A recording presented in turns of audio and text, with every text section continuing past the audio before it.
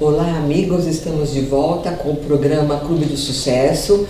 Hoje estamos com a nossa querida Cristina, chamamos sempre de Cris.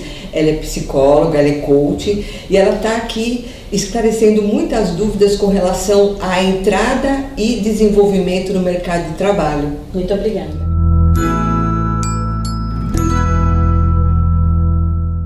No bloco anterior nós falamos um pouco de como que é aquela pessoa que está se preparando para uma entrevista, né? Então aquela que vai com o cabelo vermelho, né? Sim. Falamos agora um pouco nisso. Agora, Lourdes, tem mais uma questão a respeito disso. O João da Vila Silvia, ele diz que tem piercing, brinco e tatuagem. Isso atrapalha a busca de uma vaga de trabalho? Nossa, Cris, é uma outra situação complicada, né? Porque às vezes a gente vê até acha bonito, né? Na rua, se a gente vê alguém com piercing na orelha, então a gente acha até bacana. Mas e como que as empresas reagem mediante a tudo isso?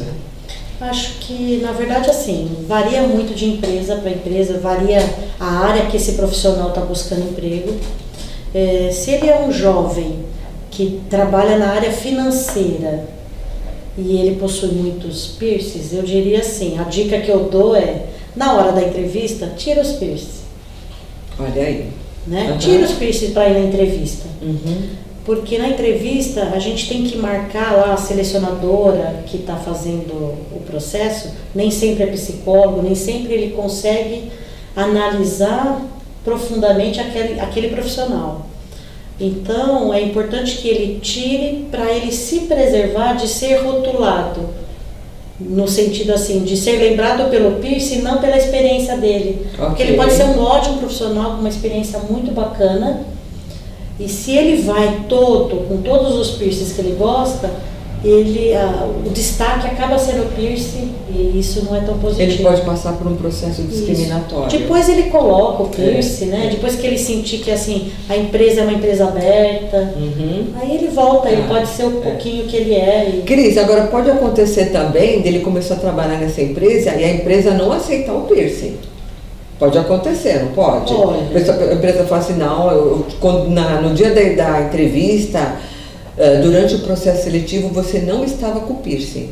Sim. Agora você começou a vir, nós não queremos piercing. Acho que tem empresas que têm padrão. Tem. Eu posso falar da minha experiência de aviação, né? Eu fiz um trabalho grande numa empresa de aviação, onde a gente selecionava comissários. Então, assim, dependendo da profissão, não é permitido, né? Assim, usar piercing, para que você não fique em destaque mesmo, chame a atenção, né?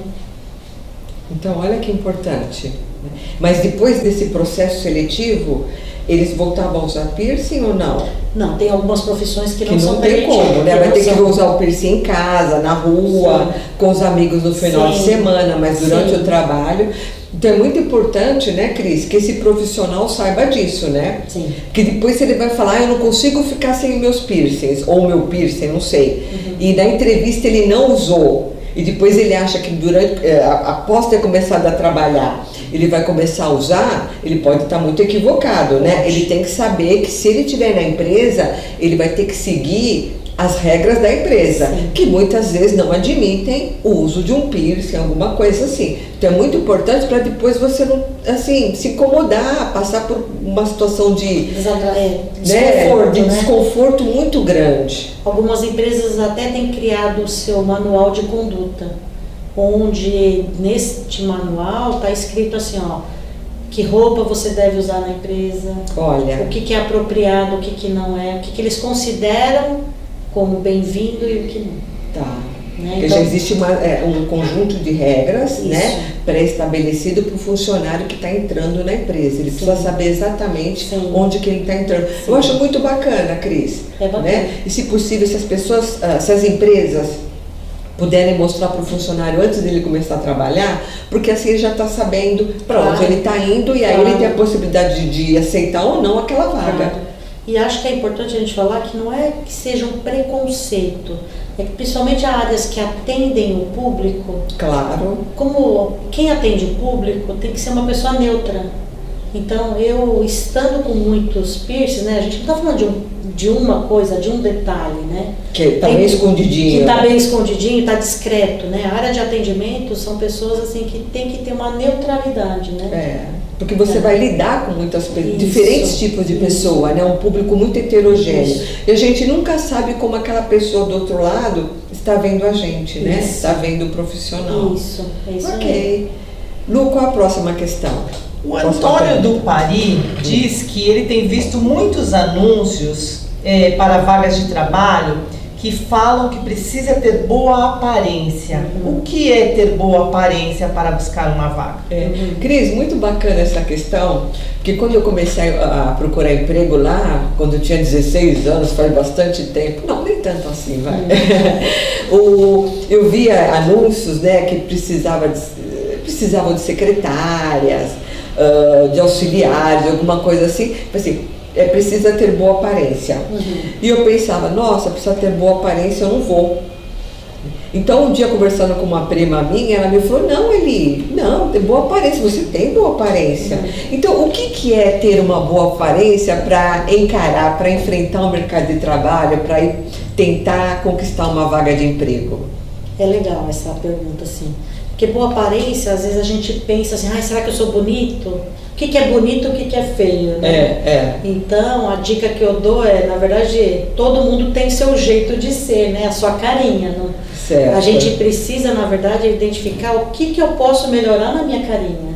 Então, se eu arrumo o cabelo, se o meu corte de cabelo está adequado para o meu rosto, a maquiagem, né? Então, assim, se você está bem vestido, está com uma maquiagem leve, isso já é boa aparência, né?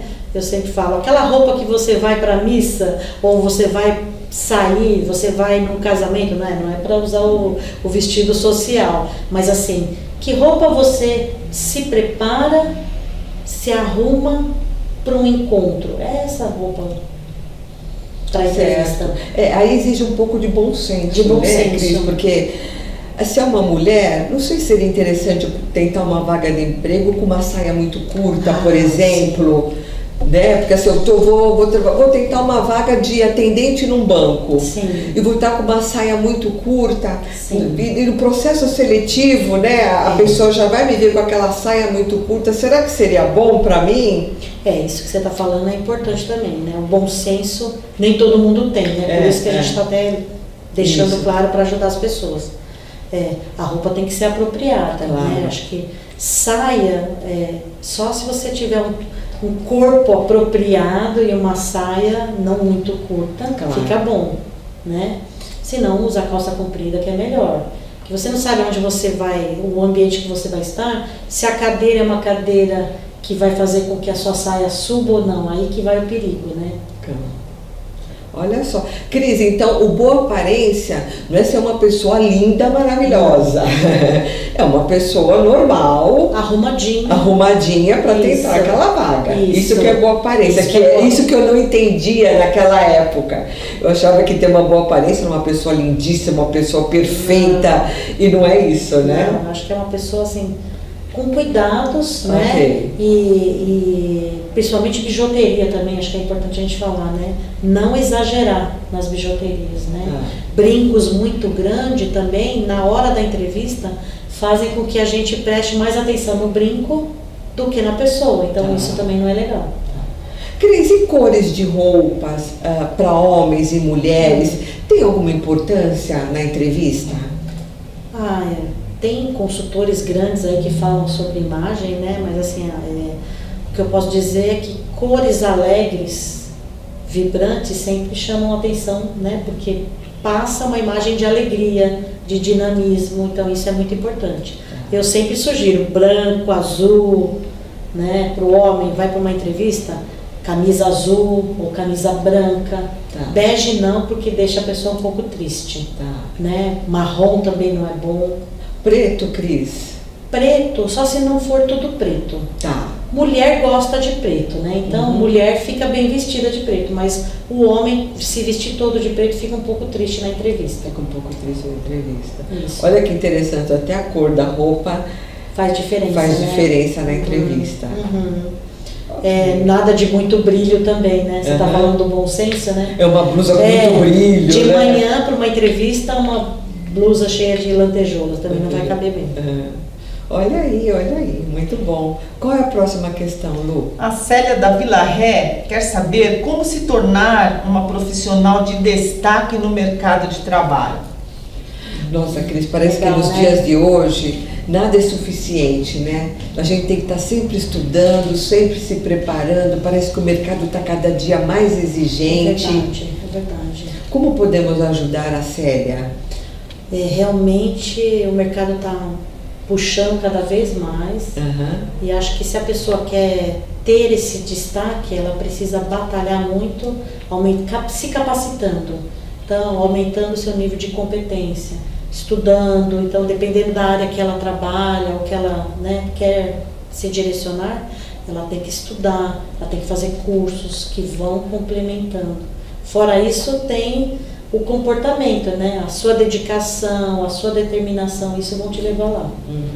Cris, nesse sentido, uma pessoa com hábitos positivos e outra pessoa com hábitos negativos, como que a gente poderia ajudar essas pessoas? Porque às vezes a pessoa tem até um currículo interessante, mas às vezes é uma pessoa tão negativa, você vai fazer uma entrevista, você percebe que aquela pessoa está muito caída, né? Parece que onde ela vai, ela leva tristeza, ela leva falta de vontade, enquanto aquela outra, que nem tem toda aquela formação, mas é positiva, é para frente, vê a vida de uma outra maneira, sempre de uma maneira mais amorosa, mais amigável. Então, o que você poderia falar sobre isso? Faz diferença mesmo uma pessoa alegre, com essa energia boa, né? As pessoas que não têm essa energia precisam se cuidar, precisam procurar ajuda, ou precisam procurar ajuda de um psicólogo, ou de um coach, que hoje, né, tem crescido muito essa profissão. Em todo lugar você tem profissionais aí ao seu lado que podem te auxiliar, te dando dica. Ou se não tem dinheiro, busca na internet, tem um monte de coisa de graça, dicas, né, Nossa, para você hoje melhorar. tudo a gente encontra, né, na internet. Mas essa questão da mentalidade negativa é um fator que vai te prejudicar profissionalmente, pessoalmente. Ninguém mais quer trabalhar com pessoas negativas. É horrível. Nossa, não gosto. É muito delicado, e a gente entende que o negativo tem a ver com a história da pessoa, sabe? Então, assim, às vezes tem pessoas que sofreram muito e que isso fez com que elas se tornassem negativas, né? Mas o que pode fazer? Ela tem que buscar essa ajuda. E o mundo não tem culpa, né, Cris? Quer dizer, a empresa onde ela está não tem culpa de todo o histórico negativo que ela passou. Pelo contrário, se a empresa está até dando uma oportunidade para ela trabalhar, a empresa está fazendo algo positivo por ela. Sim. Né? Então a gente sempre espera. Já aconteceu, por exemplo, quando eu trabalhei em empresas, de eu estar em reuniões, participar de reuniões, e ter um profissional que tudo que a gente falava, ele tinha um olhar negativo. E às vezes, sabe quando às vezes me cansava? Principalmente na área de vendas, onde você precisa ser muito otimista, você precisa levar alegria, você precisa saber conversar com o teu cliente, saber entender seu cliente, ouvir seu cliente. Você vai contar uma coisa, a pessoa está muito negativa, fala, nossa, que chato conversar com essa pessoa. Né? E ao contrário, você está com um problemão, o cliente está com um problemão, e ele procura aquele profissional e encontra um profissional positivo. Nossa, aquele problemão passou a ser um probleminha, porque ele foi tão bacana na hora de atendê-lo, isso faz muita diferença. Faz muita diferença. Eu participo de um programa numa empresa que eu desenvolvo jovens para ser novos talentos, gerentes de loja, você estava falando disso. Que bacana. Né? E lá a gente, no programa, são 5 encontros, e eu trabalho fortemente essa coisa positiva e otimista que você tem que ter. Porque um líder otimista, ele eleva a equipe. Claro. Né? Então, e sempre vem aquela pergunta, Cris, mas nem sempre eu estou feliz, eu tenho problema, né? O que eu faço na hora que eu vou para o meu trabalho? E eu sempre falo, líder, principalmente na área comercial, tem que ser um artista. Então, na hora que você entra dentro da loja, você tem que vestir um jaleco, né? Eu sempre chamo assim, ó, vista-se um jaleco de líder. E naquele momento, você tem que se tornar aquilo que a tua equipe está precisando. Claro. Né? E esse otimismo, essa motivação vai fazer diferença no resultado da loja. Claro. Isso é comprovado cientificamente. Fundamental, né, Cris? Fundamental, né? Pessoas que têm esse pensamento positivo, elas têm uma tendência assim, a construir sua vida, a conquistar coisas que estão ligadas ao sucesso. Nossa, que maravilha. Tá ótimo, Cris. Daqui a pouquinho nós voltamos com o próximo bloco. Tá bom, obrigada.